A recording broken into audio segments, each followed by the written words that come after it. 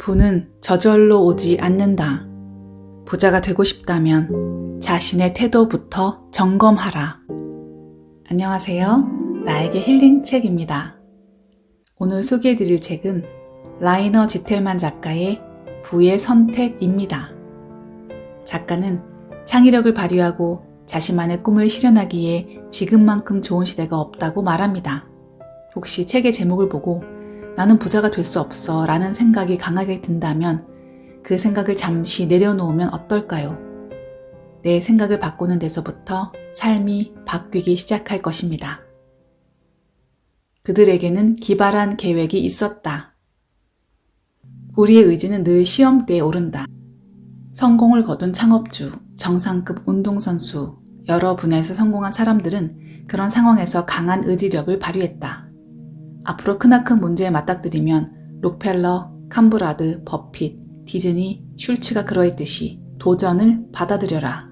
문제에서 기회를 찾아라. 성공이 거듭될수록 그에 따르는 문제도 더 커진다는 점을 받아들여야 한다. 모든 일이 아무 문제 없이 순조롭게 진행된다는 것은 큰 성과를 이룰 가능성도 없다는 뜻이다. 위기가 닥쳐야 새로운 일을 시도해보고 혁신적인 발상을 떠올릴 수 있는 법이다. 사람들은 자신감이 강해야 목표를 이룰 수 있다. 스스로 할 수 있다는 확신을 가져야 한층 더 큰 목표를 세울 수 있다. 점점 더 커지는 문제를 하나하나 해결해 나가면 자신감도 커진다. 자신감을 키우는 것은 근육을 단련하는 것과 같다. 근육을 키우려면 무게를 꾸준히 올려야 하듯이 점점 더 큰 문제를 해결할수록 자신감이 자라날 것이다. 잉그바르 캄프라드나 워런 버핏, 월트 디즈니도 그와 같은 자신감을 갖고 태어난 것은 아니다. 그들은 위기를 하나하나 극복해 나가고 문제를 정면으로 돌파해 나가면서 자신감을 키울 수 있었다. 한 가지에 몰입하면 전문가가 된다. 몰입 상태라는 말이 있다. 한 가지에 집중함으로써 주위로부터 차단되는 것을 말한다. 성공한 사람들은 남들보다 더 오래, 더 철저히 몰입 상태에 머무는 능력을 가지고 있다. 보통 사람들은 한 가지에 80%의 집중력을 발휘할 수 있다. 일을 하거나 공부할 때도 마음 한구석에는 나중에 할 일, 오늘 일찍 끝마치지 못한 일, 어제 있었던 일을 생각한다. 이런 사람들은 잠재력의 30에서 40%만 발휘할 수 있다. 그 때문에 집중할 수 있는 능력은 성공하는 데 결정적인 전제 조건이다. 작가들도 정신이 산란할 때는 좋은 글을 쓸 수 없다. 글을 잘 쓰려면 글을 쓰는 데만 집중해야 한다. 전화통화나 이메일, 동료들의 방문으로 주의가 분산되지 않도록 하라. 물론 소방대나 응급구조 일을 하면 끊임없이 사람들을 상대해야 한다. 하지만 집이 통째로 불타거나 누군가가 과다출혈로 죽는 경우를 제외하고는 몇 시간 동안 전화를 받지 않는다고 해서 큰일이 일어나지 않는다. 목표를 달성하는 데 가장 중요한 요인을 파악하고 나면 거기에 철저히 집중해야 한다.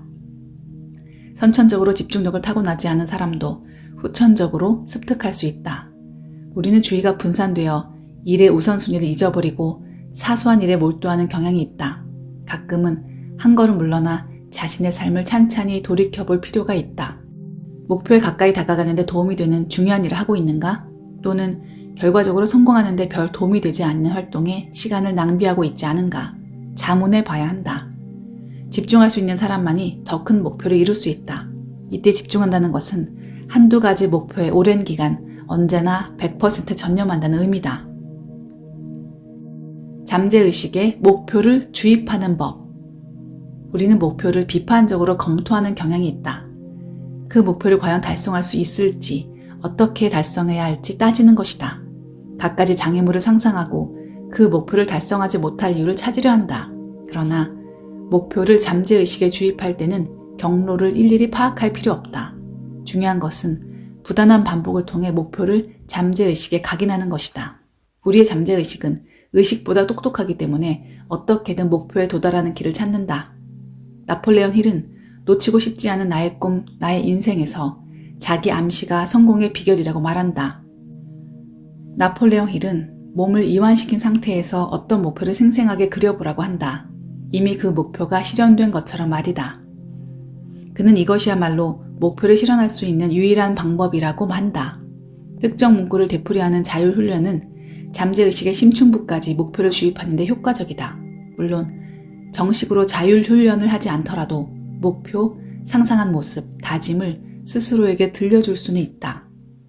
인간의 의식적인 판단은 대개 잠재의식의 충동이 뒤늦게 실현된 것이라고 볼 수 있다.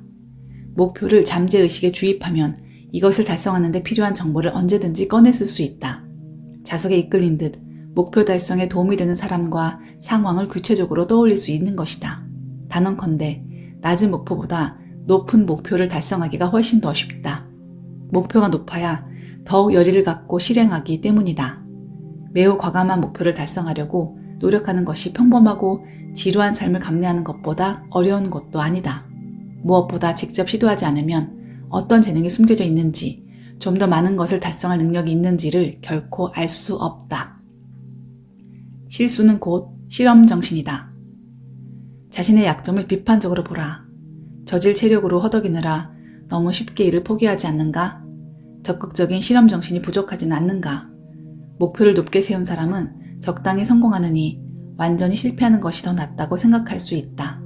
실패를 겪고 나서 어떤 교훈을 얻을 수 있는지, 다음번에는 어떻게 해야 성공할 수 있는지 알 수 있기 때문이다. 적당히 성공하면 실험하려는 의욕을 잃기 쉽다. 어느 정도 성공하면 다른 길을 선택하기보다는 검증된 방식만 고집한다. 적당한 성공의 함정에 빠지지 않으려면 일부러 목표를 더 높게 잡아야 한다. 새로운 방법을 시도하지 않는 한 목표를 달성할 수 없도록 말이다. 목표를 높게 잡으면 이전에 시도해본 적 없는 방법을 시도할 수밖에 없다. 계획을 세우는데 너무 오랜 시간을 쏟아붓지 않는가? 계획을 세우고 있다는 핑계로 행동하기를 머뭇거리지 않는가? 역사적으로 계획 경제는 영구 퇴출되었다. 반면 경쟁, 즉흥성, 실험에 근거한 시장 경제가 승리했다. 성공을 다룬 자기계발서에서 세밀한 계획의 중요성을 강조하더라도 신경 쓰지 마라. 물론 어느 정도 계획을 세울 필요는 있다. 하지만 지나치게 치중하지는 마라. 더 중요한 일은 과감한 꿈을 꾸고 더 높은 목표를 세우는 것이다. 실수를 너무 두려워하지 마라. 일단 시작하고 실험에 임하라.